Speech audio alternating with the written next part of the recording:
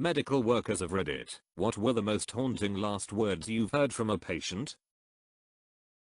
I'm an emergency nurse, and there's one thing that always gets me when patients die. Not what they say, but what their husband/wife/parents say when they've gone. I've had it a few times, but the most memorable was a man in his 70s whose wife had just passed away, and he was holding her hand and crying, and he just looked up at me and said, "I've loved her for 55 years, she's my whole life. What do I do without her?" It breaks me every time. Edit. Wow, I didn't expect so much outpouring of love and support here, and I certainly didn't expect to earn silver and gold from this. I've read all of your replies, and cried through many of them.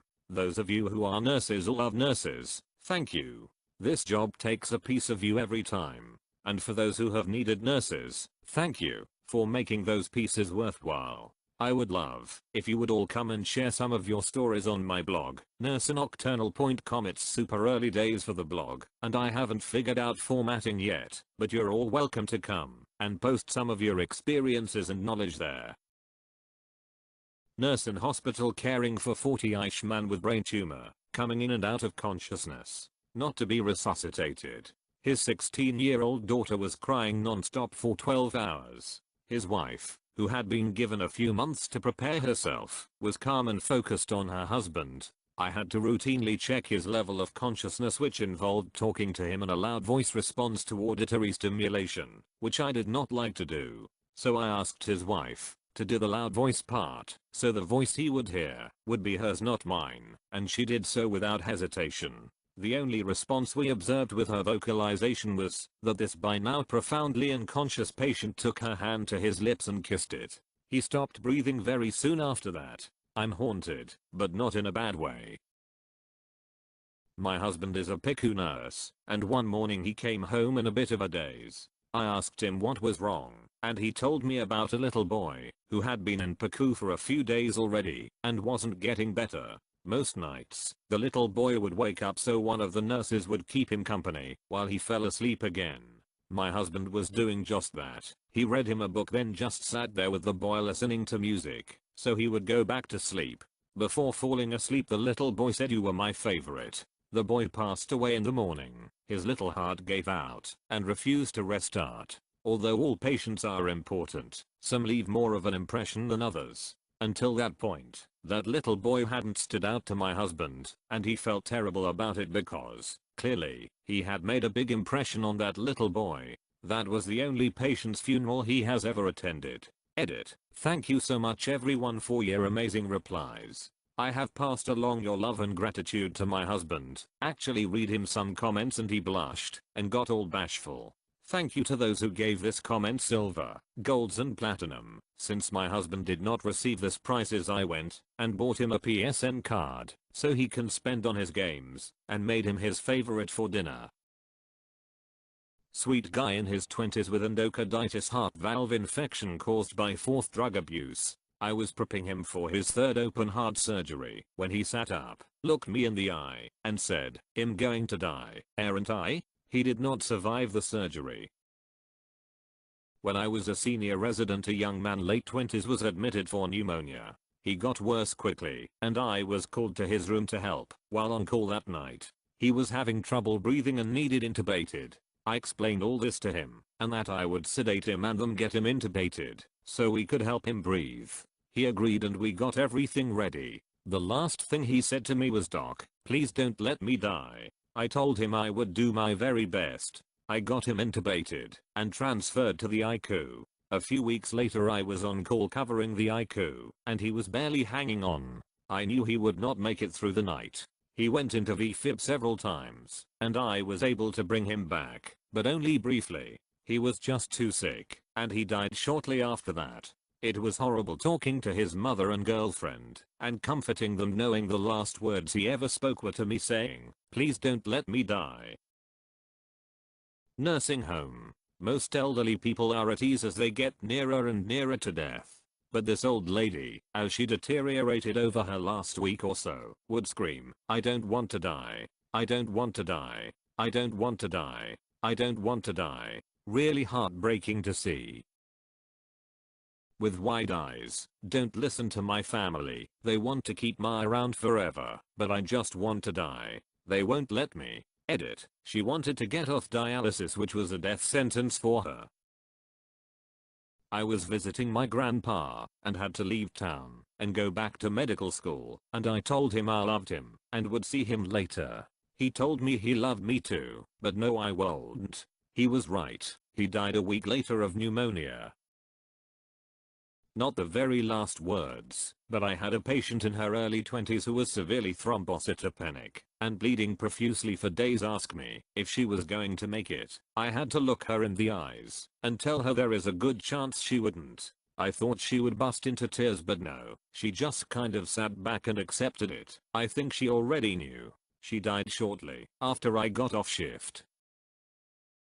RN here. I don't remember this guy's admitting diagnosis, he wasn't assigned to me, but my coworker asked me to help start and forth on him. He needed a unit of blood and his peripheral access had gone bad. I placed a tourniquet and was ready to stick. Then he looked at me and said, "I'm dying." Immediately went unresponsive. I checked his pupils. I watched one dilate and the other constrict. We coded him, never got him back. Hospice nurse here had a patient who was experiencing terminal agitation. With an expression of complete terror on his face, he said, "Help me. They are coming to get me. Can I smoke in here?" We were on an ambulance.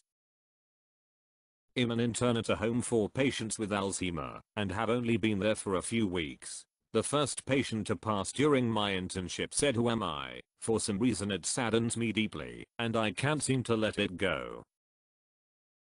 I'm an EMT. Had a patient say, "I don't feel so good," right before they dropped dead of massive heart attack. It was just the matter of fact way they said it.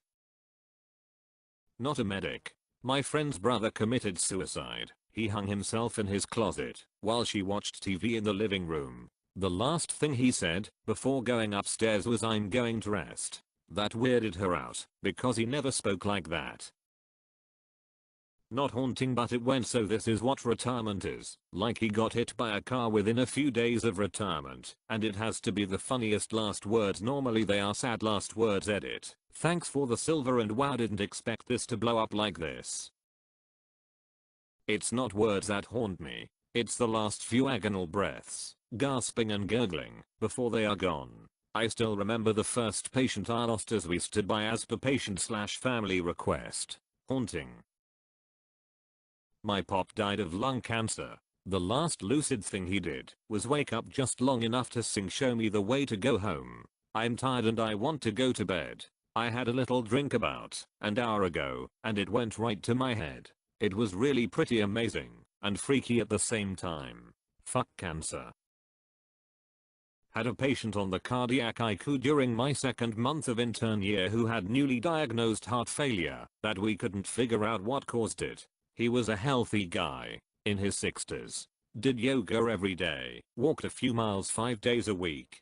Genuinely nice guy, which is always a bad prognostic sign. With his heart failure, his heart was so stretched out and not squeezing adequately to provide the blood and subsequent oxygen he needs to the rest of his body. A few nights into his hospital stay, I come in the next morning and discovered that the senior resident had to code him for sustained unstable heart arrhythmia, unstable VTach. I went and talked with him about it the next morning, and he told me that he was in and out of consciousness during it all from the low blood pressure, but he compared it to the feeling of jumping out of the plane and skydiving. Later that morning I was checking on him again, and he didn't look so good.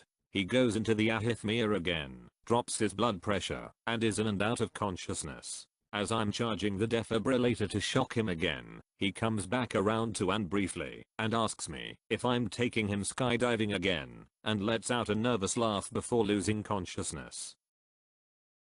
As a pediatrician, I don't hear a lot of last words. What I can never forget is the inconsolable grief-stricken cries of the parents when I tell them their child has passed away. It's the hardest part of my job.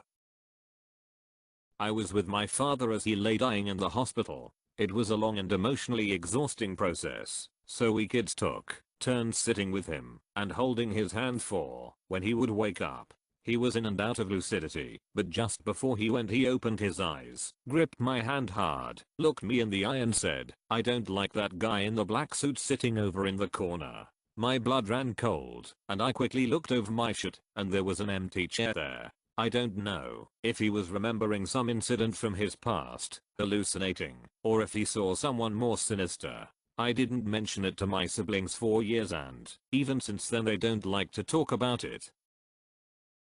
I work as a PA for a clinic, so I'll never be involved in that situation, but I know a friend who has been. She is also a PA, and was helping a guy who was terminally ill. Before he passed he asked her to not let his wife have his shit. Of course she listens and is sympathetic.